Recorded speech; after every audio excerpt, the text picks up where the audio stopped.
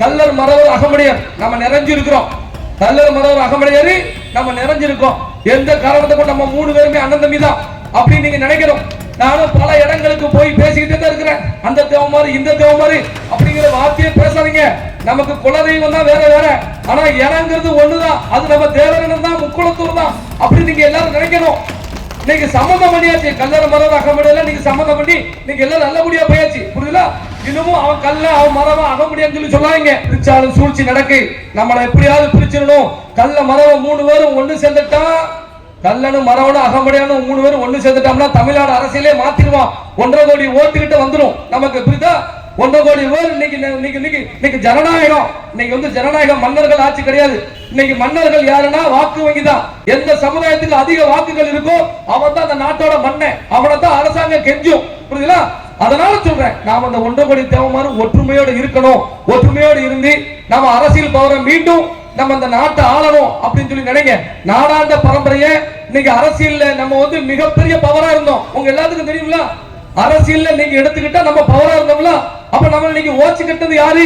நம்மள அரசியல்ல அப்புறப்படுத்தினது யாருன்னு நம்ம நினைக்க வேண்டாமா? நம்ம நினைக்க வேண்டாமா? அப்ப இதெல்லாம் நீங்க நினைங்க. இதெல்லாம் ஊர் ஊரா போய் சொல்லி இன்னைக்கு மக்கள் இன்னைக்கு ஒண்ணு திரட்டிக்கிட்டு இருக்கேன். நான் வர சட்டமன்ற தேர்தலில் நிப்போம் நிக்க முடியலாம் தெரியாது. நான் வாழ்க்கை ஃபுல்லா நான் இறக்கும் வரைக்கும், நான் இருக்கும் வரைக்கும் உங்களுக்கு விழிப்புணர்வு ஏற்படுத்தணும். உங்க பிள்ளைகளை பாதுகாக்கணும். நீங்க படிச்சு வளர்ச்சி உங்க பசங்களை நீங்க அனுப்புனீங்கன்னா அவனை பாதுகாப்பா நான் அரசு உத்தியோகத்துக்கு அனுப்பணும். இதைத்தான் நான் வாழ்க்கைக்குள்ள செய்ய போறேன். அதுல எந்த ஒரு மாற்று கருத்தும் கிடையாது. தமிழ்நாடு முழுவதும் SC/ST கேஸ், PCR கேஸ் வந்து SC/ST வழக்கு நீங்க போட்டுக்கிட்டு இருக்காங்க. அந்த வழக்குகளால நீங்க எத்தனையோ இளைஞர்கள் வந்து வாழ்க்கை குடும்பமா நாசமா போகுது. ஒவ்வொரு ஊரும் இன்னைக்கு PCR கேஸால இன்னைக்கு வந்து நம்ம கஷ்டப்பட்டு இருக்கோம். அந்த PCR கேஸுக்கு ஒருத்த மதுரையில முன்னாடி ஒருத்தன் சொல்றான். என்ன சொல்றான்? அதை வலுப்படுத்தணும். காவல் நிலையங்கள் எல்லாமே ஆதிக்க சாதிகள் நிறைந்த காவல் நிலையமா இருக்கு. ஒருத்தன் சொல்றான், ஆதிக்க சாதிகள் நிறைந்த காவல் நிலையமா இருக்கு. அதனால அந்த வழக்குகள் எல்லாம் தண்டனைக்குள்ள ஆக மாட்டேங்குது. ஏன்னா PCR கேஸ் போட்ட எல்லா கேஸுமே பொய் கேஸ் அப்படின்னு சொல்லி நீதிமன்றம் ஒவ்வொரு கேஸையும் விடுதலை பண்ணுது. அதுக்கு அவன் சொல்றான், என்ன சொல்றான்? ஆதிக்க சாதி நிறைந்த காவல்துறை அப்படின்னு சொல்லி சொல்றான். காவல்துறையில யாராவது சாதி பார்ப்பாங்களா? ஒரு சில பேர் பார்ப்பாங்க, ஒரு சில இன்ஸ்பெக்டர் பார்ப்பாங்க, ஒரு சில பேர் தான் பார்ப்பாங்க. தவிர எல்லாரும் பார்த்தா நாடு நாசமா போயிடும். இன்னைக்கு பாதுகாப்பா இருக்காது.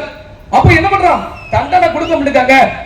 தண்டனை வந்து கொடுக்க முடியாங்க. அப்ப தண்டனை கொடுக்க முடியாங்க. என்ன? அது பொய்யான வழக்கு. நீ பொய்யால அந்த வழக்கை கொடுக்கிற அப்படிங்கிறது எல்லாத்துக்கும் தெரியும், நீதிமன்றத்துக்கு தெரியும். அப்ப அந்த வழக்குகள் எல்லாம் சிக்கனோட இன்னும் வரைக்கும் தமிழ்நாட்டில இருந்து எத்தனையோ பேர் PCR கேஸுக்கு வருஷம் உள்ள அடைஞ்சிட்டு இருக்காங்க. அதனால பிள்ளைகளை பார்த்து கவனம். அந்த சட்டத்தெல்லாம் நாங்க உடைக்கணும். இப்படிதான் நான் வந்து உங்களை பாதுகாப்பா வச்சுதான் நான் தெருவா போய் பேசிக்கிட்டு இருக்கேன். பாசமிகு சகோதரர் பசுமோ நகர் சங்கர், இந்த பசுமோ நகர்ல நமக்கு ஒரு போராளி கிடைச்சிருக்காரு. நான் சந்தோஷப்பட்டேன்.